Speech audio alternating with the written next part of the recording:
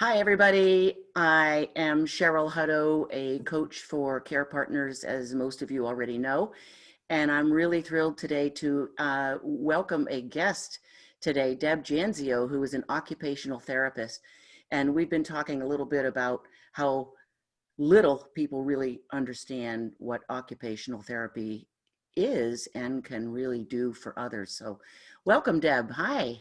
Hi, Cheryl. Thank you for inviting me. My It's a pleasure. pleasure to be here. Yes. So Deb, I won't attempt to say much more about it than that. So I will ask you to tell us a little bit about yourself and your work and what you're about. Sure. Well, I started out as a COTA, which is a certified occupational therapist assistant. Um, and I just wanted to make sure I liked OT before I got all the way in. So I practiced as a COTA for about 5 years. And then I went back and got my OTR, is what they call it, occupational therapist registered. But all in all, I've been practicing for about 25 years, all in geriatric. Sorry, that was my dog. All right. All in the geriatric field. When I was a COTA, the OT that I worked with did not like to do what we call home evaluations. So somebody would come in to a nursing home and get rehab.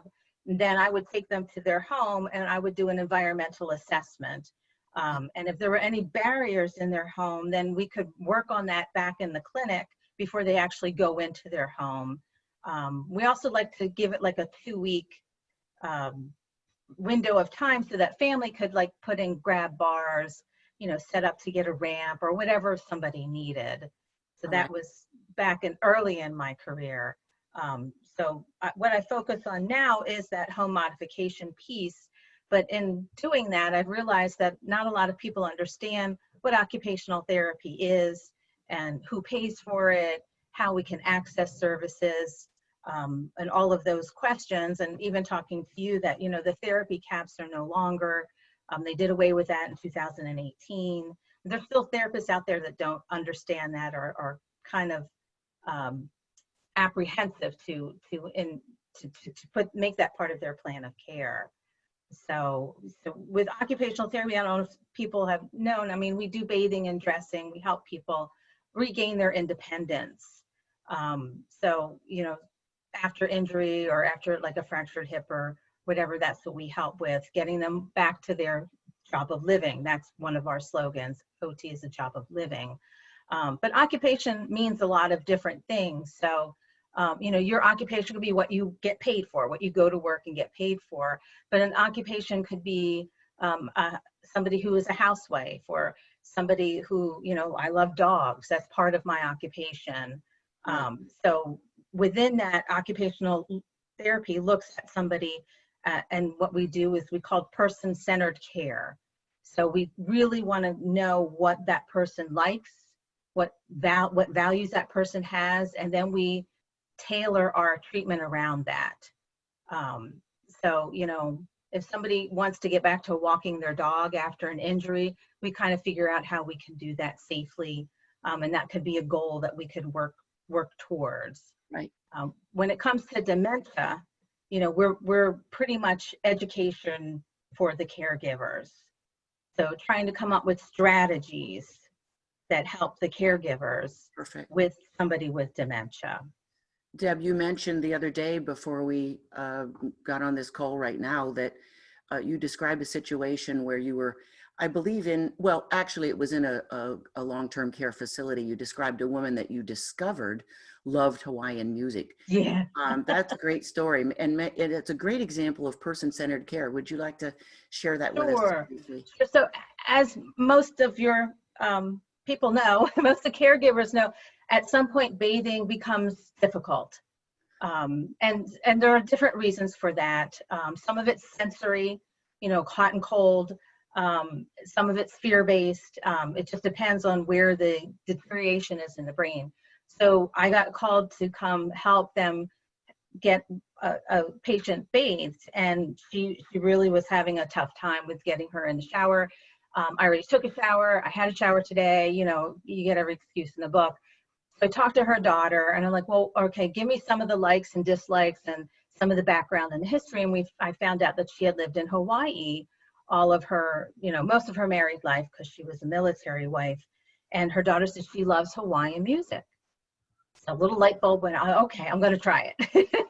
So I got a little speaker in my cell phone, and YouTube is free. If you any kind of genre of music, you can listen to it on YouTube for free. So I pulled up Hawaiian Cafe, and so I put the Hawaiian music on. What I do is usually prepare the bathroom. So you want to make the bathroom nice and warm. You want to make sure all of your supplies are right at your fingertips, so that you can really focus on helping the patient. So got all the towels out, put the heat lamp on, got everything ready. Then I put on the Hawaiian music in the bathroom. And she was like, "Where's that music coming from?" I'm like, "I don't know. Let's go check it out." Right. I love it. She was like, "I love this music." I'm like, "Well, that's awesome. So let me help you get undressed so we can get a shower for today." And she's like, "Okay." And so I helped her get up, and she's huluing nude. Right. And we hulued right into the shower, and it was wonderful. And Okay. so, every time I would help to give her a shower, that's exactly what we would do. I would just throw on the Hawaiian music, and it just brought her out of wherever she was at that moment. Right. If she was in a good mood, it made her in a better mood, Right. but if she was perseverating, she liked to perseverate that her daughter had died, which she hadn't. I could kind of redirect her. With that. So, Right. but yeah, you use any arrow in your quiver to try to get to your goal, and Right. and for her, I mean, bathing is important for skin integrity, for UTIs, dignity issues. So, during the week she gets a basin bath by the aides, but twice a week we get her into the shower. So you were able to put that into her care plan. And that's a Yes. really great example when we talk about person-centered care, right? Right. So it's not sort of medicating somebody and dragging them into the shower. Oh gosh, no. I love the idea of person-centered care, and just really, whether it's bathing or so many other things that people with dementia struggle with, right? Just trying to find that little tiny thing that makes them click and be okay. Right, yeah. And we got one that's moving in right now to the Alzheimer's unit. And so I asked his family, there's a routine task inventory test that OTs can use, and just kind of get your likes and dislikes. And, I'm like, I want the family to fill that out so that when we transition that person from IL to the secured unit, then we have some things to help with that transition. Right. Right. Like he likes opera music. He loves documentaries. He loves any kind of like traveling documentaries. So, Right. but most of the caregivers are so used to just trying to get everything else ready and done. They don't really have time to kind of divulge into somebody's, at least the place that I'm at, they're doing 100 other things. The staff, you mean? Yeah, Right. the staff. So Right. I try to make it more person-centered. Right. And this is what I had another resident who she did her own Christmas cards. She actually drew her own Christmas cards every year. So that was an activity that was that she enjoyed. So we made sure she had colored pencils and paper and all that kind of stuff. So. Right. Well, those are great examples, and I think a really nice way of explaining person-centered care. But for those watching today and saying, "All right, I'm home with the person I'm caring for," these are great tips maybe for them. But talk for a moment, if you would, about how people can get occupational therapists in their home. How would that work? Oh, awesome. So you can ask your doctor. I mean, occupational therapy is a skilled service covered by Medicare and Medicare Part B and most insurances. So like Aetna, I'm trying to think what are the other insurances. We're a skilled service. Okay. So I'll back that up a little bit. Why are we a skilled service? Because we're all licensed and degreed and board certified. So in order to get my registered, I had to take boards. Okay. So right now, to be an OT, you have to have a master's. To be a physical therapist is a doctorate. So, we have a lot of science behind our names, and we have a lot of study, basically. Sure. So a doctor will write a script for OT evaluation. And, you might want to ask the doctor if they have any referrals, that they know of anybody, or if you know anybody out in the community. Right now, there's a big movement with OTs of going into mobile occupational therapy. So that means I go to people's homes. Right. So I get the referral and I go to somebody's home and I do an assessment and work with that family. But you can also go through a home health agency, and they can provide occupational therapy. They have all the therapies. That's covered under Medicare Part A. So that would be 100% covered under Medicare Part A. But with home health therapies, you really have to advocate that you want occupational therapy because of the different cuts that Medicare put in place last October. They've really cut back on the use of their therapists, which is a big disservice to the patients. So you have to really advocate and say, no, I want an OT to come out and help us twice a week or 3 times a week, or, you can vary it to with PT if you want, but you really have to speak up and advocate for your loved one. And you were mentioning to me that Medicare removed the cap, because what happens so often with people is Medicare says, well, you're not progressing any further, we're finished with you. And that's no longer true, which I was surprised. As of 2018, they did remove the caps. Okay. That's for outpatient Part B Medicare. So I go to people's homes as a mobile therapist, as a mobile outpatient clinic. So in Medicare's rules and regulations, it says that you as a Medicare recipient can choose what location you want to receive your therapy. So if you want to receive it at home, you can. If you want to go to an outpatient clinic, you can too. It's up to you. But there used to be caps on it. So what happened was Medicare got sued because there was a doctor whose mother had multiple sclerosis. And so every time therapy stopped, she went downhill. And so then, they would wait until she basically fell, and then they would have to pick her back up again.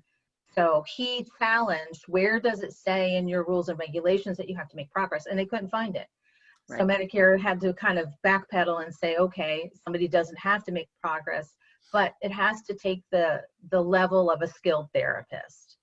And that's up to interpretation.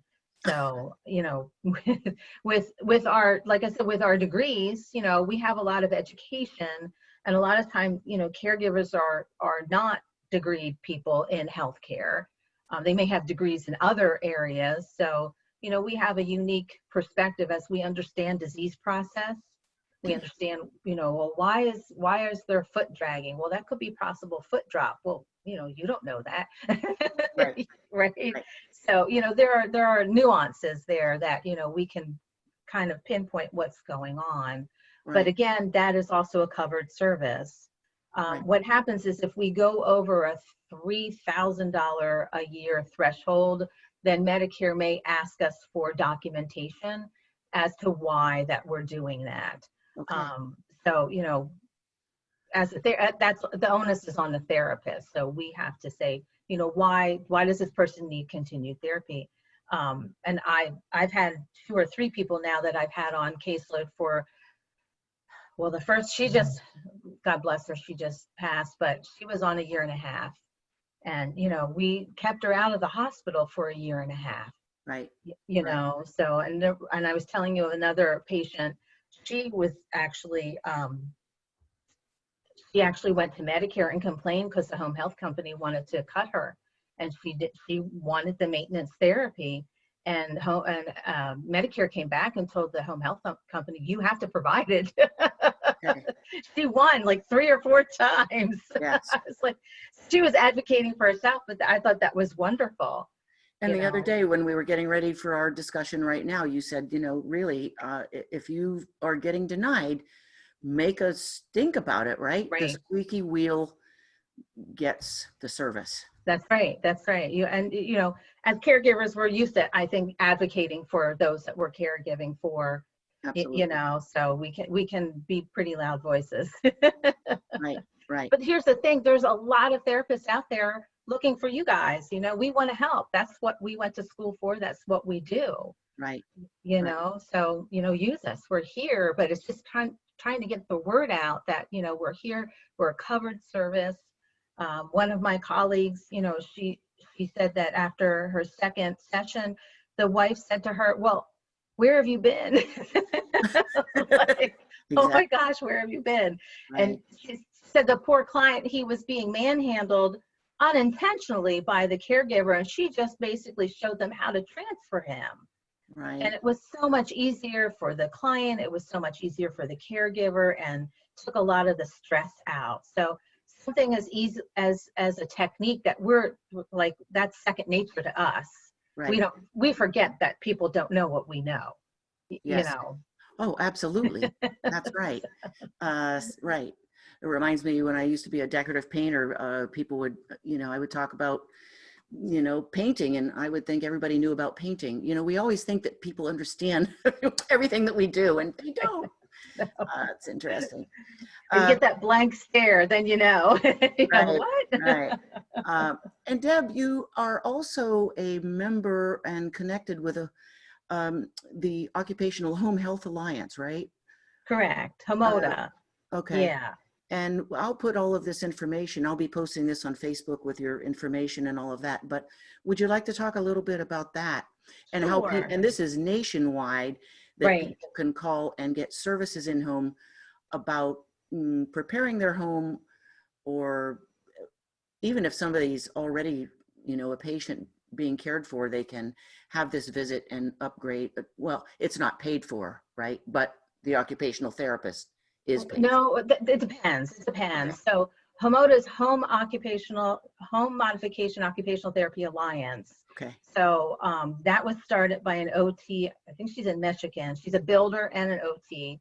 And so she's been doing all of this home modification. So ramps, stair glides, vertical platform lifts, roll-in showers, whatever you need. And so she got together, and I also have my CAPS certification. So CAPS is Certified Aging in Place Specialist, All right. and that's obtained by the National Building Association. So it's not even by our professional designation, it's actually by the Building Association.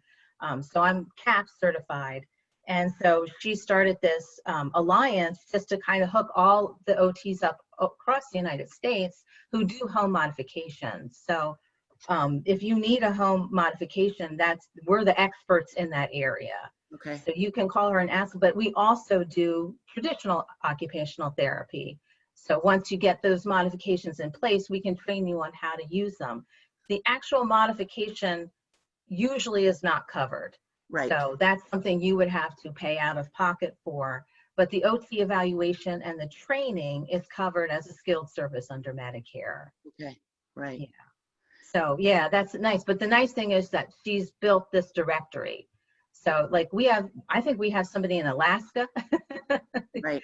Right. I was like, oh my goodness, she'll send us emails, that, oh, we need an OT in this area or that area. So that's really good. That's what we need that connection so that people can access our services, Right.